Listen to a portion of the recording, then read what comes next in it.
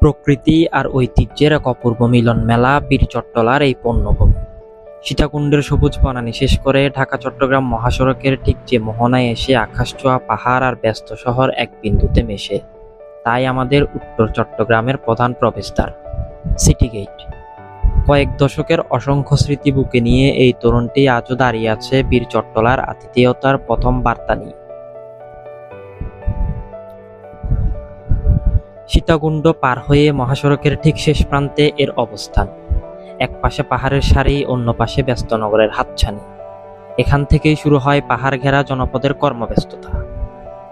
পিচঢালা পথ আর দুপাশে সবুজ জানান দেয় বাণিজ্যিক রাজধানীর মূল হৃদস্পন্দন এখন আপনার একদম কাছেই। প্রতিদিন হাজার হাজার পণ্যবাহী ট্রাক আর যাত্রীবাহী বাস এই পথ দিয়ে দেশের অর্থনীতিকে সচল রাখছে। ব্যস্ত এই জনপদে সিটি গেট যেন এক অতন্দ্র প্রহরী, যে কিনা 24 ঘন্টা পাহারা দিচ্ছে এই শহরের প্রবেশপথকে। ইট পাথরের এই তরুণটি আমাদের কাছে কেবল একটি কাঠামো নয়, এটি এক টুকরো আবেগ। বদলে যাওয়া চট্টগ্রামের পথে এটি আজও দাঁড়িয়ে আছে এক অবিচল সাক্ষী হয়ে।